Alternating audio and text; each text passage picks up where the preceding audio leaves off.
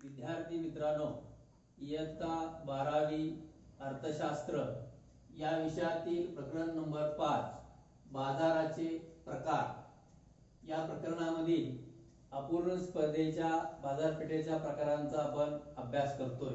यामध्ये मक्तेदारी युक्त स्पर्धा या बाजारपेठेच्या प्रकाराचा आज आपण अभ्यास करणार आहोत।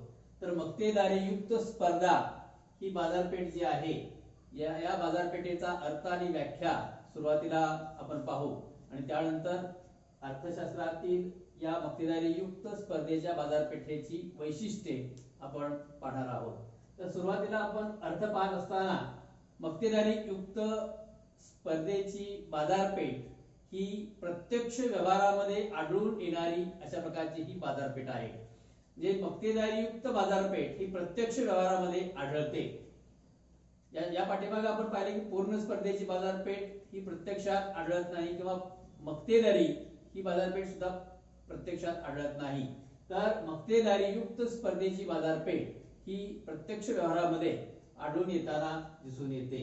यामध्ये आपण पाहतो की या प्रकारामध्ये प्रत्यक्ष पूर्ण स्पर्धा आणि मक्तेदारी, पूर्ण स्पर्धा आणि मक्तेदारी या दोन्ही प्रकाराची जी काही वैशिष्ट्ये आहेत या वैशिष्ट्यांचं एकत्रीकरण या मक्तेदारी युक्त स्पर्धेमध्ये झालेलं दिसून येतं।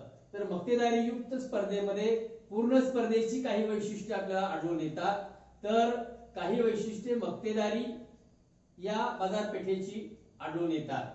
तर मक्तेदारी आणि पूर्ण स्पर्धा या दोन्हींचं मिळून या ठिकाणी मक्तेदारी युक्त स्पर्धा ही बाजारपेठ तयार किंवा निर्माण झालेली आहे।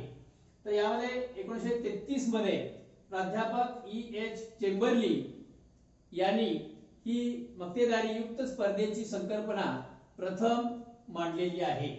तर ही मक्तेदारी युक्त स्पर्धेची संकल्पना मांडत असताना प्राध्यापक चेंबरली यांनी या बाजारपेठेची संकल्पना स्पष्ट केलेली आहे किंवा व्याख्या केलेली आहे। या व्याख्येमध्ये त्यांनी असं म्हटलेलं आहे की या मक्तेदारी युक्त स्पर्धेच्या बाजारपेठेमध्ये अनेक विक्रेते असतात, त्याचप्रमाणे या वस्तूंना, उत्पादित होणाऱ्या वस्तूंना जवळचा पर्याय असतो, परंतु त्या वस्तूला पूर्ण पर्याय असू शकत नाही। तर या ठिकाणी अनेक विक्रेते व जवळचा पर्याय असलेला परंतु पूर्ण पर्याय नसलेल्या वस्तूचं उत्पादन ज्या बाजारपेठेमध्ये होतं त्या बाजारपेठेला मक्तेदारी युक्त स्पर्धा असं म्हटलं जातं। तर अशा प्रकारे मक्तेदारी युक्त स्पर्धेची बाजारपेठ ही या ठिकाणी आज व्यवहारामध्ये आढळून येते।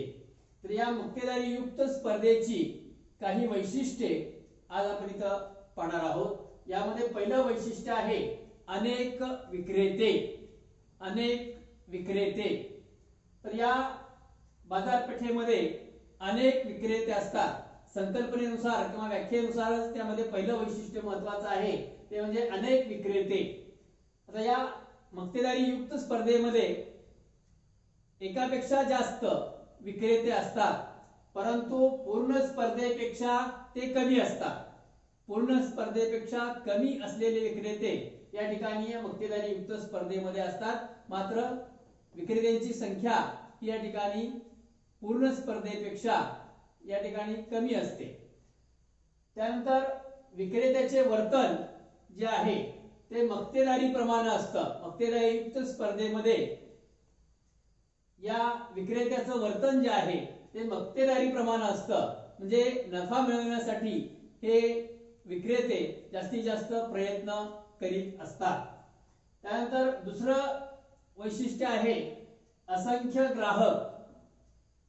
मक्तेदारी युक्त स्पर्धेच्या बाजारपेठेमध्ये असंख्य ग्राहक असतात आणि या असंख्य ग्राहकांमुळे कोणताही एक ग्राहक आपल्या मागणीमध्ये, वस्तूच्या मागणीमध्ये बदल करू शकत नाही आणि त्यामुळे वस्तूच्या किमतीमध्ये सुद्धा तो बदल घडवून आणू शकत नाही। तर या ठिकाणी एकापेक्षा जास्त विक्रेते आहेत आणि ग्राहकांची संख्या असंख्य आहे आणि असंख्य ग्राहकांमुळे या ठिकाणी मागणीत बदल घडवून ते आणू शकत नाही। त्यानंतर तिसरं वैशिष्ट्य आहे ते म्हणजे वस्तुभेद. वस्तुभेद करणे हे मक्तेदारी युक्त स्पर्धेचं अत्यंत महत्वाचं वैशिष्ट्य आहे. कारण एकाच प्रकारची वस्तू अनेक उत्पादकाकडून उत्पादित केलेली असते. अनेक उत्पादक, अनेक विक्रेते या ठिकाणी एकाच वस्तूचं उत्पादन करीत असतात आणि त्यामुळे हे वस्तुभेद हे जे वैशिष्ट्य आहे हे अत्यंत महत्वाचं असं वैशिष्ट्य आहे. प्रत्येक उत्पादन संस्था किंवा उद्योग संस्थेचं उत्पादन हे वेगवेगळं असतं आणि त्यामुळं वेगळेपणा या प्रत्येक वस्तूमध्ये दाखवण्याचा प्रयत्न केलेला असतो. म्हणून या ठिकाणी यालाच वस्तुभेद असं म्हटलं जातं. एकाच प्रकारच्या वस्तूच्या उत्पादनामध्ये भिन्नता, वेगवेगळेपणा या बाजारपेठेमध्ये असलेला दिसून येतो. तर वस्तूची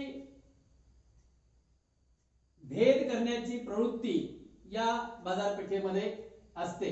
आता वस्तू आकर्षक दिसावी किंवा ही वस्तू भेद करण्यासाठी कोणकोणते प्रयत्न केले जातात, तर यामध्ये ब्रँड, विशिष्ट प्रकारचा ब्रँड जो आहे किंवा छाप जो आहे, विशिष्ट प्रकारचा छाप वापरून आपली वस्तू उत्पादित करीत असतो.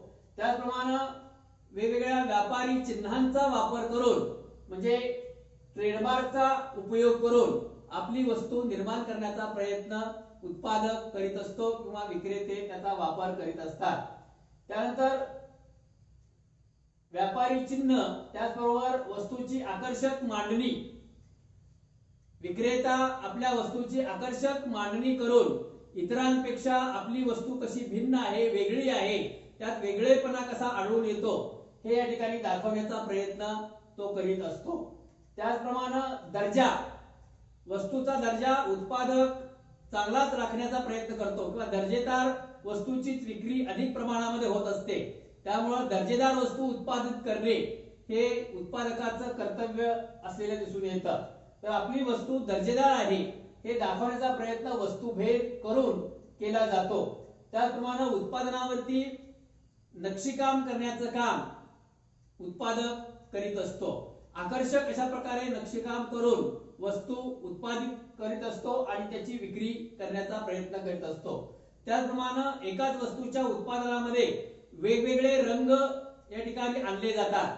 वेगवेगळ्या रंगाच्या वस्तू तयार केल्या जातात आणि रंगानुसार भेद करण्याचा प्रयत्न केला जातो.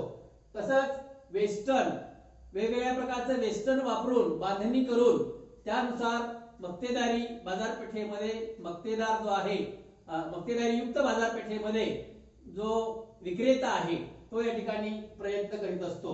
त्याचप्रमाणे आकार, लहान, मध्यम, मोठा अशा प्रकारे वेगवेगळ्या आकाराच्या वस्तू तयार करून मक्तेदारी युक्त स्पर्धेमध्ये या ठिकाणी उत्पादक आपल्या वस्तूचं उत्पादन करत असतो, विक्रेता या ठिकाणी विक्री करत असतो. तर इत्यादी बाबतीमध्ये वेगवेगळेपणा आपल्याला आढळून येतो. म्हणजे वस्तू भेद करणे हे या ठिकाणी मक्तेदारी युक्त स्पर्धेचं महत्वाचं असं वैशिष्ट्य आहे. तर उदाहरण सांगता येईल की भ्रमणध्वनी किंवा मोबाईल, अनेक कंपन्या या मोबाईलच्या उत्पादनामध्ये आज सहभागी आहेत आणि त्यामुळे अनेक प्रकारच्या मोबाईलच्या उत्पादनामध्ये वेगळेपणा असलेला दिसून येतो. आकारामध्ये किंवा वेगवेगळ्या प्रकारे त्या वस्तूच्या उत्पादनाच्या प्रमाणानुसार आणि आवश्यकतेनुसार त्यामध्ये बदल केले जातात. त्याचप्रमाणे शीतपेय वेगवेगळ्या कंपन्या ह्या तयार करतात, वेगवेगळी उत्पादन संस्था या शीतपेयांची निर्मिती करत असतात, उत्पादन करत असतात आणि त्यानुसार वेगळेपणा या वेगवेगळ्या जाहिरातीच्या माध्यमातून केला जातो. त्यानंतर चौथं वैशिष्ट्य आहे मुक्त प्रवेश व निर्गमन. मुक्त प्रवेश, उत्पादनामध्ये सहभागी होण्याचं म्हणजे प्रवेश करण्याचं सर्वांना स्वातंत्र्य असतं किंवा या ठिकाणी कोणताही उत्पादक नवीन उत्पादन बाजारपेठेमध्ये सुरू करू शकतो. त्याचप्रमाणे बाजारपेठेतून बाहेर पडण्याचं सुद्धा स्वातंत्र्य असतं. म्हणजे एखाद्या उद्योग व्यवसायकाला तोटा झाला तर ते उत्पादन बंद करण्याचं तो ठरवू शकतो आणि बाजारपेठेतून बाहेर पडू शकतो. तर अशा प्रकारे उत्पादन सुरू करणे आणि उत्पादन बंद करणे याचं स्वातंत्र्य या मक्तेदारी युक्त स्पर्धेमध्ये असलेलं दिसून येतं. त्यानंतर पाचवं वैशिष्ट्य आहे विक्री खर्च. मक्तेदारी युक्त स्पर्धेचं विक्री खर्च हे वैशिष्ट्य जे आहे ते अत्यंत महत्वाचं आहे. कारण मक्तेदारी युक्त स्पर्धेमध्ये विक्री खर्च हा करावाच लागतो. प्रत्येक उत्पादकाला विक्री खर्च करणं भाग पडतं, त्याशिवाय आपल्या वस्तूला जास्तीत जास्त मागणी ही निर्माण होऊ शकत नाही. आणि त्यामुळं वस्तूच्या अधिक मागणीसाठी विक्री खर्च हा करावा लागतो. तर हा विक्री खर्च जाहिरातीच्या माध्यमातून केला जातो. तर जाहिरातीवर केला गेलेला खर्च हा विक्री खर्च असतो आणि त्या दृष्टिकोनातून ही जाहिरात वेगवेगळ्या माध्यमाच्या द्वारे केली जाते. उदाहरणार्थ दूरदर्शनवरून किंवा टीव्ही वरून हा जाहिरातीचा भाग आपल्याला पाहायला मिळतो आणि त्या दृष्टिकोनातून वर्तमानपत्रातून सुद्धा जाहिरात केली जाते.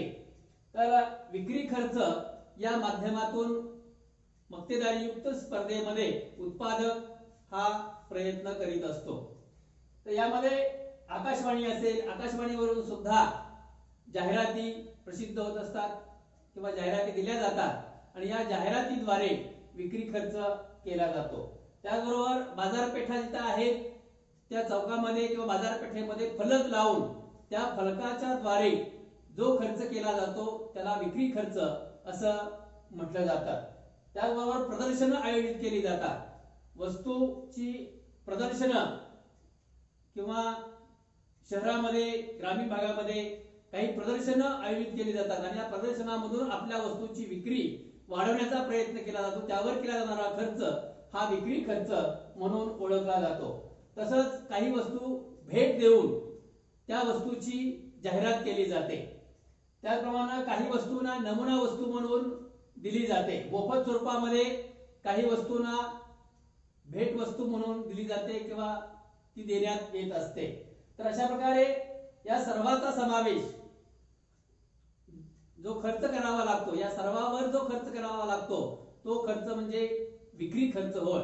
तर अशा प्रकारे जाहिरातीच्या माध्यमातून खर्च जो केला जातो तो विक्री खर्च हा महत्वाचा असतो. तर मक्तेदारी युक्त स्पर्धेमध्ये विक्री खर्च हे महत्वाचं वैशिष्ट्य आहे. त्यानंतर सहावं वैशिष्ट्य आहे जवळचे पर्याय. उदाहरणार्थ विविध कंपन्यांचे साबण किंवा शीतपेय इत्यादी मध्ये जवळचे पर्याय हे उपलब्ध असतात. एका वस्तूला दुसरी वस्तू त्याच प्रकारची वस्तू पर्याय म्हणून बाजारपेठेमध्ये अस्तित्वात असते आणि त्या दृष्टिकोनातून त्याची निर्मिती केली जाते.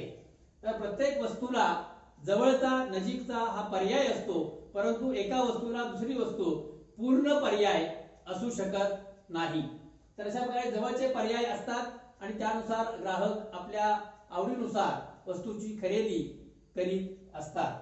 त्यानंतर सातवं वैशिष्ट्य आहे गट संकल्पना. आता गट संकल्पना उद्योग समूह याच्या ऐवजी उद्योगाऐवजी गट संकल्पना ही संकल्पना जी आहे ती चेंबरलिन यांनी प्रथमच या ठिकाणी मांडलेली आहे. तर चेंबरलिन यांनी असं ही संकल्पना वापरून त्यानुसार मक्तेदारी युक्त स्पर्धेचं हे वैशिष्ट्य निर्माण करण्यात आलेलं आहे. तर एकमेकांना जवळचा पर्याय असणाऱ्या व वस्तुभेद निर्माण करणाऱ्या संस्थांचा एक समुदाय म्हणजे गट. तर या ठिकाणी एकमेकांना जवळचा पर्याय असणाऱ्या वस्तू परंतु वस्तुभेद निर्माण करणाऱ्या संस्थांचा समूह किंवा समुदाय म्हणजे गट. तर या विशिष्ट प्रकारचा गट निर्माण करून गट संकल्पना ही या ठिकाणी निर्माण करण्यात आलेली आहे. जे एकाच वस्तूचा जवळचा पर्याय असणाऱ्या उद्योग संस्थांचा समूह किंवा समुदाय ही गट संकल्पनेमध्ये त्यांनी मांडलेली आहे. उदाहरणार्थ औषध उत्पादित करणाऱ्या संस्थांचा समूह. एकाच प्रकारचा औषध निर्माण करणाऱ्या संस्था अनेक आहेत, अनेक प्रकारच्या उद्योग संस्था आहेत. तर त्याचा एक समूह म्हणजे या ठिकाणी गट. तर अशा प्रकारे गट संकल्पना ही या ठिकाणी मांडली गेलेली आहे. तर अशा प्रकारे बाजाराचे प्रकार या घटकामध्ये अपूर्ण स्पर्धेच्या बाजारपेठेमध्ये मक्तेदारी युक्त स्पर्धा ही बाजारपेठ जी आहे त्याचा अर्थ आणि व्याख्या आपण पाहिलेली आहे. त्यानंतर व्याख्येमध्ये चेंबरलिन यांची व्याख्या पाहिलेली आहे. त्यानंतर या मक्तेदारी युक्त स्पर्धेची वैशिष्ट्ये आपण सविस्तर पाहिलेली आहे. त्यामध्ये पहिलं वैशिष्ट्य अनेक विक्रेते, दुसरं वैशिष्ट्य असंख्य ग्राहक, तिसरं वैशिष्ट्य वस्तुभेद, चौथं वैशिष्ट्य मुक्त प्रवेश व निर्गमन, पाचवं वैशिष्ट्य विक्री खर्च, सहावं वैशिष्ट्य जवळचे पर्याय आणि सातवं वैशिष्ट्य गट संकल्पना. तर अशा प्रकारे मक्तेदारी युक्त स्पर्धा ही व्यवहारामध्ये, प्रत्यक्ष व्यवहारामध्ये आढळून येणारी अशा प्रकारची ही बाजारपेठ असलेली दिसून येते.